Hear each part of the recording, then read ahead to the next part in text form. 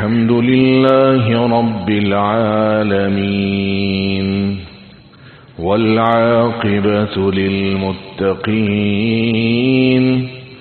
والصلاة والسلام على سيدنا محمد خاتم النبيين وعلى آله وصحبه إلى يوم الدين. أما بعد فأعوذ بالله من الشيطان الرجيم. بسم الله الرحمن الرحيم. قل هل ننبئكم بالأخسرين أعمالا الذين ضل سعيهم في الحياة الدنيا وهم يحسبون أنهم يحسنون صنعا أولئك الذين كفروا بآيات ربهم ولقائه فحبطت أعمالهم فلا نقيم لهم يوم القيامة وزنا. صدق الله العظيم. محترم دوستو اور بزرگوں، دین نام ہے اتباع کا. دین اپنی عادت نبھانے کا، اپنے ذوق پورا کرنے کا، اپنے شوق کی ادائیگی کا، اپنے معمولات پورے کرنا، یہ دین نہیں ہے. دین سراسر نام ہے اللہ اور اس کے رسول جناب محمد الرسول اللہ صلی اللہ علیہ وسلم کے احکامات کی اتباع کا. میرا دل کیا کہتا ہے، میری چاہت کیا ہے، میری سوچ کیا ہے، میرا مزاج کیا ہے، میرا ذوق کیا ہے، یہ دین نہیں ہے. دین نام ہے سراسر اتباع. نماز پڑھنا بہت ہی بہترین ہے، عمل ہے، بڑا عمل ہے. دین اسلام کا سب سے بڑا رکن نماز ہے. لیکن یہی نماز اگر ممنوع اوقات کے اندر پڑھی جائے تو پڑھنا جائز ہے؟ جائز نہیں، حالانکہ نماز ہے. کیا پتہ لگا کہ دین اپنا معمول اور اپنی عبادت کرنے کا بھی نام نہیں ہے. دین نام ہے کہ جیسے بتایا گیا ویسی اتباع، اپنے دل کے مطابق نہیں، اپنے معمول کے مطابق نہیں، اپنے ذوق کے مطابق نہیں. رمضان کے روزے کتنا بڑا قیمتی عمل ہے. ان قریب اللہ نے زندگی دی تو میں اور آپ اس سال رکھیں گے انشاءاللہ ثم انشاءاللہ. لیکن رمضان کے یہ 30 روزے رکھنا ہر صحت مند مسلمان پر فرض عین ہے. لیکن ٹھیک 30 دن گزر جانے کے بعد یہی روزہ عید کے دن رکھنا حرام ہے، حالانکہ وہی روزہ ہے نا. کیا پتہ لگا دین نام ہے اتباع. وہی حضور نے منع کیا عید کے دن روزہ رکھنے کا. لاجک اپنی جگہ پر، کیا حکمت ہے، کیا دلیل ہے، وہ ایک الگ موضوع ہے کہ بھئی اللہ کی ضیافت کا دن ہے، اللہ اس دن میزبان ہے، میں اور آپ مہمان ہیں، تو اللہ کی میزبانی کا حق یہ ہے کہ اس دن روزے دار روزہ نہ رکھے بلکہ خوب کھائے پیے عیش کرے. یہ تو ایک لاجک ہے. لیکن اصل یہ کہ 30 دن فرض عین، ٹھیک 30 دن کے بعد کہے کہ اللہ مجھے آپ سے بڑی محبت ہے، میں کل بھی روزہ رکھنا چاہتا ہوں، تو ہر عالم کہے گا کہ عید کے دن روزہ رکھنا شریعت میں حرام ہے. نماز اپنے وقت میں پڑھنی ہے. ان الصلاۃ کانت علی المؤمنین کتابا موقوتا. ہر نماز اپنے وقت میں ہے. لیکن حاجی کو حکم ہے کہ مزدلفہ کی رات نماز مغرب اور عشاء دونوں ایک ساتھ پڑھنی ہے. حالانکہ آپ کسی مفتی سے پوچھیں بھئی عصر کی نماز مغرب کے وقت میں پڑھ سکتا ہوں، مغرب کی نماز عصر کے وقت میں پڑھ سکتا ہوں؟ نماز ہوگی نہیں، چاہے جتنی اچھی طرح پڑھ لیں. لیکن حاجی کو حکم ہے کہ مزدلفہ کی رات تو نے مغرب اور عشاء جا کر مغرب اور عشاء کے وقت کے اندر دونوں نمازیں ایک ساتھ ہی پڑھنی ہے. عشاء کے وقت میں پڑھے گا تو بھی مغرب میں لائے گا، ہر صورت کے اندر ملا کر پڑھنی ہے. کیوں؟ دین نام ہے اتباع کا. اپنا شوق پورا نہیں، اپنی عبادت جو آپ کا دل چاہ رہا ہے وہ دین نہیں ہے. دین نام ہے اتباع کا. اور تھوڑے سے معاملے سے بھی فرق پڑتا ہے. نماز کا وقت ختم ہو رہا ہے فجر کا 7:18 پر، مثال کے طور پر کراچی میں، تو اگر ایک بندہ کہے کہ بھائی 1 منٹ سے کیا ہوتا ہے، 7:17 پہ جب نماز ہو سکتی ہے تو 1 منٹ سے اللہ کو کیا فرق پڑتا ہے بھائی؟ جب 7:17 پہ پڑھ سکتا ہوں تو 7:18 پہ اگر نیت باندھے گا اللہ اکبر تو نماز ہو جائے گی؟ نہیں. کیوں؟ دین نام ہے اتباع کا. یہ بات سمجھنی بہت ضروری ہے. اور اس سے یہ بھی پتہ لگتا ہے کہ ہمارے اس دین میں ڈسپلن، نظم و ضبط، نظام زندگی کی ترتیب اور بہترین ترتیب ہے کہ کوئی بھی مسلمان نمازی آدمی ڈسپلن کے بغیر زندگی نہیں گزار سکتا. نماز سکھاتی ڈسپلن ہے کہ بھئی اس ٹائم پہ نماز ہے، 1 منٹ بعد نماز نہیں ہوگی، وقت شروع کرنے سے 1 منٹ پہلے نماز نہیں ہوگی. تو یہ دین ہمیں ڈسپلن بھی سکھا رہا ہے. تو عرض کرنے کا مقصد یہ ہے کہ دین آپ صلی اللہ علیہ وسلم کی بات ماننے کا نام ہے. قیامت کے دن، بلکہ قرآن مجید میں سورہ کہف کی آخری آیتوں کے اندر اللہ کا ارشاد ہے، جو آیتیں میں نے ابھی خطبے میں تلاوت کی، کہ قل، اے نبی آپ ان سے کہہ دیجئے، هل ننبئکم بالاخسرین اعمالا، ہم تم کو ان لوگوں کے بارے میں بتائیں جو اعمال کے اعتبار سے بڑے گھاٹے میں ہیں، بہت گھاٹے کا سودا کر رہے ہیں. ایک ہوتا ہے نقصان، وہ تو نفع کا نقصان، اس کو بھی نقصان کہتے ہیں. بھئی 100 روپے نفع ہونا تھا 50 ہوا تو کہیں گے نقصان نفع میں سے ہو گیا. اور ایک ہے خسارہ، جس کو قرآن نے کہا بالاخسرین، گھاٹا. اس کا مطلب ہے یہ وہ شخص کہ ہم اے نبی آپ کو اس شخص کے بارے میں بتائیں جس کی جمع پونجی، جس کا سارا سرمایہ ہی لٹ گیا ہو، کسی کام کا یہ بندہ نہیں رہا. اور عجیب، الذین ضل سعیہم فی الحیات الدنیا وہم یحسبون انہم یحسنون صنعا. یہ وہ لوگ نہیں جو دنیا کے اندر بیکار تھے، نہیں، ان کے گمان کے مطابق یہ دنیا میں بڑے اچھے اچھے کام کر رہے تھے، بڑی بڑی نیکیاں کر رہے تھے. ان کا گمان تھا انہم یحسنون صنعا، ہم تو اتنے اچھے عمل کر رہے ہیں. کیا فرماتے اللہ؟ فحبطت اعمالہم، ان کے اعمال ایسے ضائع ہیں، ایسے برباد ہیں کہ فلا نقیم لہم یوم القیامت وزنا، کہ قیامت کے دن ان لوگوں کے لیے ترازو قائم کرنے کی بھی ضرورت نہیں پڑے گی. ترازو تو اس کے لیے قائم ہوگا نا، کچھ تو عمل ہو، ان کا تو عمل ہے ہی نہیں. یہ وہ لوگ ہیں جو اپنے آپ کو دنیا کے اندر تھکا بھی رہے ہیں، اب محنت بھی کر رہے ہیں اور اپنے گمان کے مطابق اچھا بھی کر رہے ہیں، لیکن بدقسمتی سے وہ آپ صلی اللہ علیہ وسلم کی زندگی سے میچ نہیں کر رہے، اتباع نہیں کر رہے. وہ اپنا ذوق لگا رہے ہیں، اپنا شوق پورا کر رہے ہیں، اپنے زام کے اندر بڑی عبادت کر رہے ہیں، لیکن کوئی فائدہ نہیں ہے کیونکہ وہ اپنا اتباع پہ نہیں ہے. جو بتایا حضور صلی اللہ علیہ وسلم نے وہ نہیں کر رہے. ماہ رجب چل رہا ہے، بدقسمتی سے اس مہینے کے اندر بھی ہماری سادہ لوہی کے اندر بہت سے ہمارے مسلمان بھائی ایسی بدعات کے مرتکب ہو جاتے ہیں، نہ چاہتے ہوئے بھی، ایک رسم و رواج کے تحت، اپنی سادہ لوہی کے تحت. یہ کہ ہمارے دادا، والد، نانا کر رہے تھے تو ہم بھی کر رہے ہیں، ہمارے پڑوسی کر رہا ہے تو ہم بھی کر رہے ہیں. اس قسم کی بدعات کے مرتکب ہو جاتے ہیں. یاد رکھیں کہ بدعت یہ ایسی ہے جیسے زہریلے کیپسول کے اوپر سنہرا خول چڑھا دیا جائے. دیکھنے میں کتنا اچھا ہوگا، کتنا بہترین، لیکن اندر سے زہریلا ہو.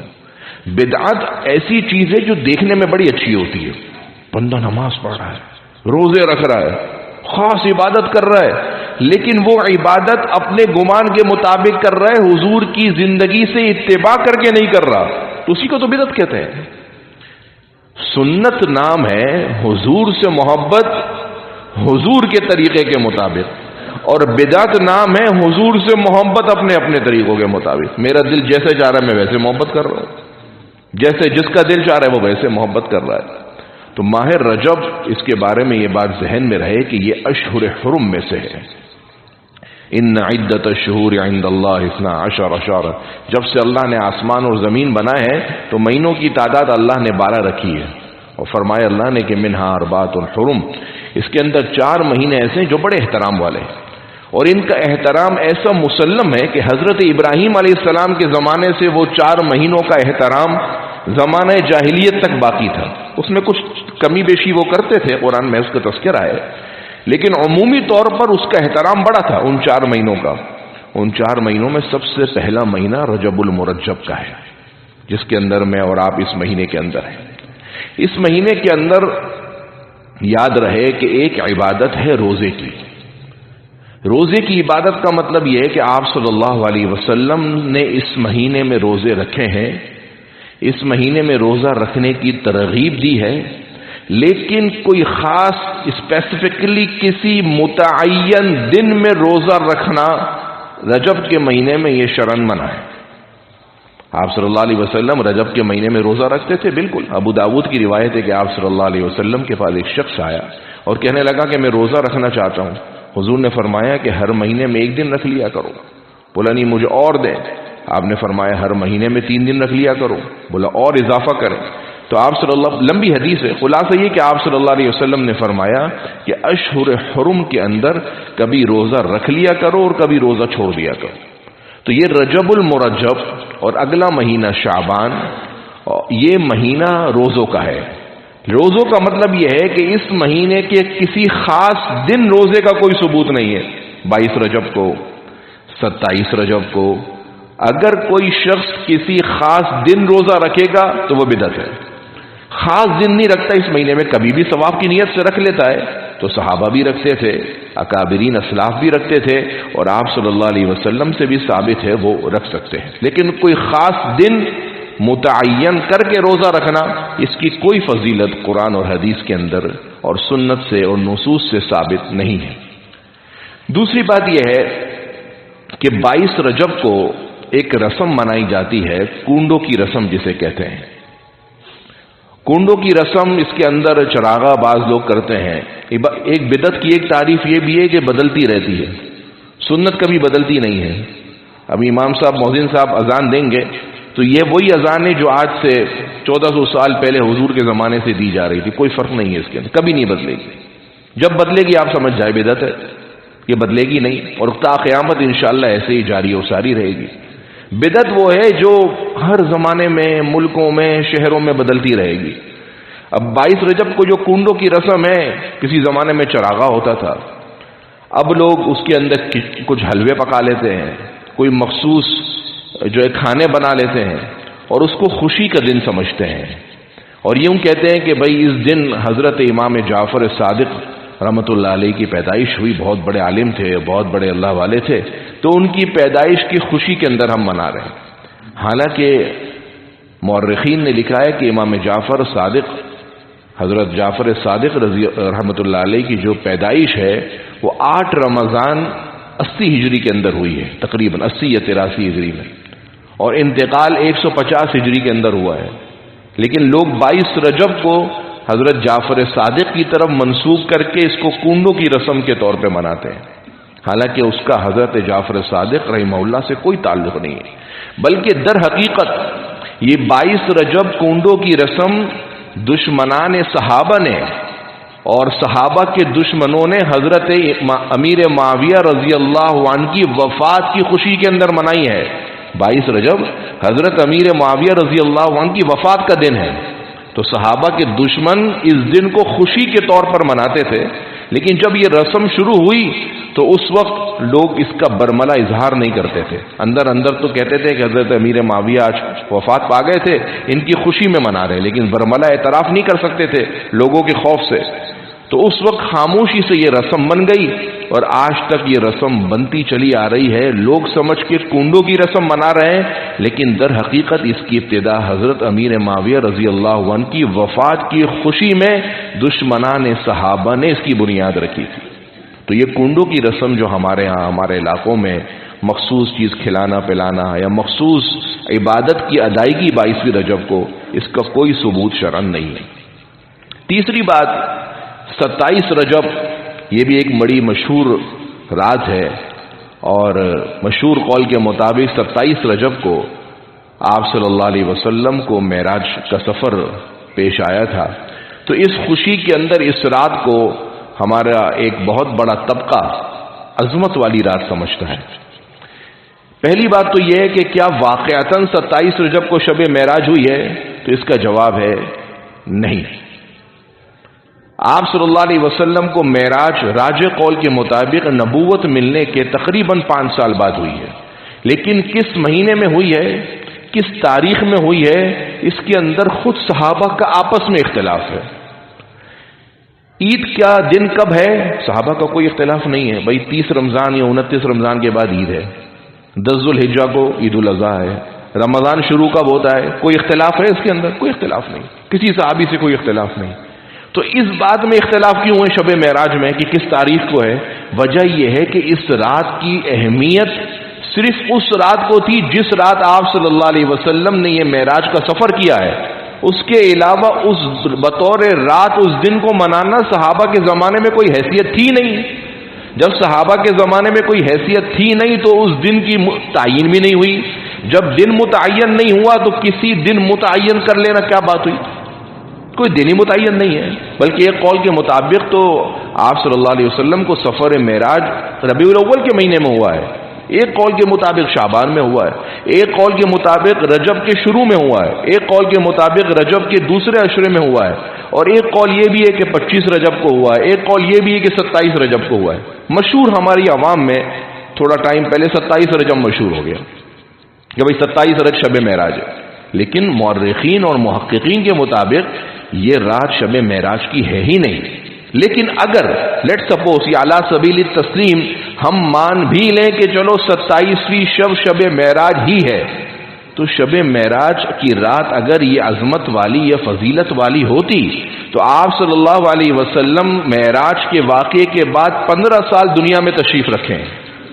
5 نبوی کے اندر ہوئی ہے جب آپ صلی اللہ علیہ وسلم کی عمر 45 سال تھی، اور وفات حضور صلی اللہ علیہ وسلم کی 63 سال میں ہوئی۔ معراج کے واقعے کے بعد آپ صلی اللہ علیہ وسلم 18 سال دنیا میں تشریف رکھے رہے، لیکن آپ صلی اللہ علیہ وسلم نے نہیں منائی، صحابہ کو نہیں بتایا۔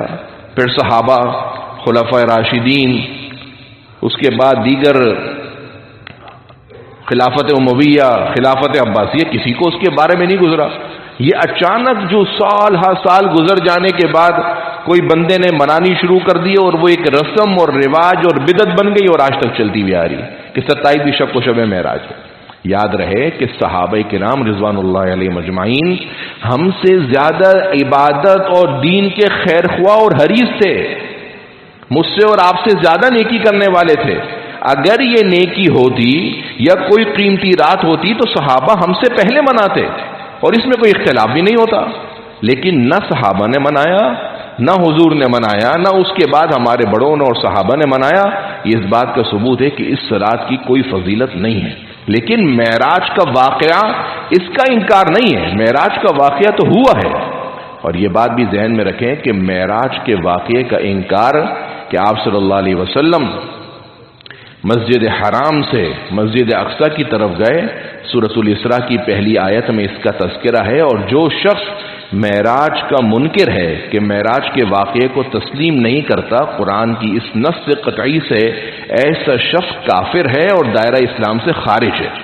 معراج حق ہے، ہوئی ہے، آپ صلی اللہ علیہ وسلم اپنے جسم اور اپنی روح کے ساتھ آسمانوں کے سفر پر گئے ہیں، انبیاء کو امامت کروائی ہے، انبیاء سے ملاقات ہوئی ہے، یہ سب چیزیں ثابت ہیں، لیکن کوئی خاص رات میں ہوئی ہے اس کا کوئی ثبوت شرعن نہیں ہے۔ معراج کے واقعے کے اندر ایک بات یہ بھی ذہن میں رہے کہ ہمارے بعض نام نہاد مذہبی اسکالر جو دین کو بس بادی نظر اور سراسری ایک مفہوم کے تحت سمجھ بیٹھے ہیں اور اپنی عقل کو بھی دین میں بڑا درجہ دیتے ہیں، ان کا یہ کہنا ہے کہ معراج جو ہوئی ہے یہ جسمانی واقعہ نہیں ہے بلکہ خواب ہے، بلکہ کیا ہے؟ خواب ہے یا روح ہے۔ یاد رہے کہ اہل سنت والجماعت کا متفقہ عقیدہ ہے بغیر کسی اختلاف کے کہ آپ صلی اللہ علیہ وسلم کو جو معراج کا سفر درپیش ہوا ہے یہ اپنے حقیقی جسم اور روح کے ساتھ مکمل طور پر ہوا ہے، کیونکہ اگر یہ صرف خواب ہی ہوتا تو خواب تو آدمی کوئی بھی دیکھ سکتا ہے، پھر کفار انکار کیوں کر رہے تھے؟ خواب تو آدمی کو کچھ بھی دکھ ہی جاتا ہے نا، رات کو سوتا ہے، غلط چیز زیادہ کھا کر سو جاتا ہے تو خواب کے اندر غبارے اور گیس ہی گیس دیکھتا ہے، اور اگر کچھ کھائے پیے بغیر سو جاتا ہے تو دھواں ہی دھواں دیکھتا ہے۔ تو یہ تو خواب تو کچھ بھی دیکھ سکتا ہے۔ اگر کسی مذہبی اسکالر یہ کہہ رہا ہے کہ یہ جو معراج کا واقعہ ہے یہ جسم حقیقی کے ساتھ نہیں ہوا بلکہ خواب ہے، تو پھر کفار انکار کیوں کر رہے تھے؟ خواب میں تو آدمی بہت کچھ دیکھ سکتا ہے۔ اس سے پتہ لگا کہ یہ خواب نہیں تھا بلکہ یہ ایک مکمل جسم کا اور روح کا سفر تھا، جس کے اندر آپ صلی اللہ علیہ وسلم مسجد حرام سے تشریف لے گئے۔ اور پورا واقعہ احادیث کی کتابوں کے اندر ہے کہ آپ صلی اللہ علیہ وسلم حتیم کے اندر تھے، اور ایک روایت کے مطابق ام ہانی کے گھر میں محض استراحت تھے کہ چھپ چھٹی جبرائیل امین علیہ الصلوۃ والسلام اترے، آپ صلی اللہ علیہ وسلم کے قلب اطہر کو نکالا، حلق سے لے کر ناف تک حضور کے پیٹ کو چاک کیا اور اس کو ایک سونے کے تش کے اندر رکھا، آب زمزم سے اس دل کو دھلایا اور اس کے اندر اللہ کی طرف سے دیے گئے نور اور حکمت کو رکھا، اس کو واپسی اس قلب اطہر کو آپ صلی اللہ علیہ وسلم کے جسم مبارک پر ودیعت کیا رکھا گیا، اور وہاں سے آپ صلی اللہ علیہ وسلم کا سفر مسجد حرام سے مسجد اقصی کا ہوا، اور اس کی ابتدا بھی قرآن مجید میں سبحان الذی، پاک ہے وہ ذات۔ یہ لفظ پاکیزگی اللہ کی تسبیح اور تنزیہ ہے کہ عموماً یہ بات کسی کو سمجھ نہیں آئے گی، یہ کیسے ممکن ہے کہ ایک ہی رات کے اندر آدمی مسجد حرام سے نکلے اور مسجد اقصی پہنچ جائے۔ 1400 کلومیٹر ہے مسجد حرام سے مسجد اقصی کا سفر کتنا ہے؟ تقریباً 1400 کلومیٹر۔ اگر ہوائی جہاز کے اندر بغیر ٹرانزٹ کے جائیں، ویسے تو وہاں سے کوئی فلائٹ ایسی نہیں، اگر بغیر ٹرانزٹ کے جائے بھی تو 3 گھنٹے لگتے ہیں، اور 1400 کلومیٹر کا سفر ہے، اور تقریباً یہ 40 سے 45 دن کے اندر انجام پائے گا اگر کوئی شخص پیدل یا کسی اونٹ وغیرہ کی جانور کی سواری پر سفر کرے گا۔ تو یہ سب اچانک کیسے ہو گیا؟ عموماً ممکن ہے کہ کسی شخص کو عقل سے وہ اس کو ماورا سمجھے، تو اس لیے اللہ کی یہ تسبیح لائی گئی، سبحان الذی اسری بعبدی، پاک ہے اللہ کی وہ ذات جو اپنے بندے کو لے گئی لیلا من المسجد الحرام، راتوں رات مسجد حرام سے الی المسجد الاقصی، مسجد اقصی کی طرف، الذی بارکنا حولہ، جس کے ارد گرد ہم نے برکتیں اتاری ہیں، لنریہ من آیاتنا، تاکہ ہم اس اللہ کے بندے کو اپنی نشانیوں سے اور دنیا کے آسمان کے عجائبات اور مشاہدات کی سیر کروائے۔ اور جب معراج کا واقعہ ہو گیا، آپ صلی اللہ علیہ وسلم دوبارہ تشریف لائے، حتیم کے اندر بیٹھے تھے کہ ابو جہل کو حضور نے دیکھا۔ ابو جہل حضور کے پاس آیا اور کہا کہ کچھ پریشان دکھتے ہو، کوئی واقعہ رات کو پیش آیا؟ بولا ہاں۔ بولا کیا ہوا؟ بولا میں مسجد اقصی گیا تھا۔ تو کہنے لگے کہ پھر تو تم ابھی یہاں بیٹھے ہو؟ بولا ہاں میں رات کو ابھی واپسی بھی آ گیا۔ تو زور سے ہنسنے لگا اور کہنے لگا اگر میں اس وقت قریش کو جمع کر دوں تو تمہارے اندر اتنی ہمت ہے کہ تم ان کے سامنے یہ بات برملا کہہ سکو؟ بولا ہاں۔ اس نے آواز دی، اے بنی کعب ابن لؤی، اے بڑے بڑے لشکروں، اے سرداروں ادھر آؤ۔ سارے لوگ جمع ہو گئے اور کہنے لگے بھائی یہ محمد تم سے کچھ کہنا چاہتا ہے، سنو کیا کہتے ہو؟ تو حضور صلی اللہ علیہ وسلم نے فرمایا کہ مجھے رات کے اندر اس مسجد حرام سے مسجد اقصی تک لے جایا گیا۔ لوگوں نے کہا ہے ابھی تو آپ یہیں بیٹھے ہوئے، واپسی کیسے آئے؟ بولا میں واپسی بھی آ گیا۔ تو سب زور زور سے ہنسنے لگے، اپنے ہاتھ تعجب کی وجہ سے اپنے ماتھے پر مارنے لگے، سیٹیاں اور تالیاں پیٹنے لگے کہ یہ کیسے ممکن ہے۔ پھر کہنے لگے اچھا چلو یہ بتاؤ کہ بیت المقدس میں یہ چیز کیسی ہے، کیونکہ وہاں پر لوگ بیت المقدس کا سفر کیا کرتے تھے۔ تو کچھ وہاں کے بڑوں کو جمع کیا اور بتایا کہ بھائی یہ سوال کرو، یہ سوال کرو، یہ سوال کرو۔ تو آپ صلی اللہ علیہ وسلم فرماتے ہیں، بخاری اور مسلم کی روایت ہے کہ اللہ تعالیٰ نے سارے پردے ہٹا کر مسجد اقصی اور بیت المقدس کو ایسے میرے سامنے کر دیا، اور وہ سوالات پوچھتے رہے کتنے ستون ہے، کیسا ہے، اور میں سارے اس کے جوابات دیتا رہا۔ اور سارے جوابات جب میں نے دے دیے، یہ لوگ آپس میں بات کرنے لگے یار یہ جواب تو سارے صحیح دیتا ہے۔ پھر یہ سارے اٹھ کر حضرت ابو بکر صدیق رضی اللہ عنہ کی خدمت کے اندر گئے اور کہنے لگے پتہ ہے تمہارا ساتھی کیا کہتا ہے؟ بولا کیا کہتا ہے؟ بولا یہ کہتا ہے کہ رات کے اندر میں یہاں سے مسجد اقصی گیا ہوں۔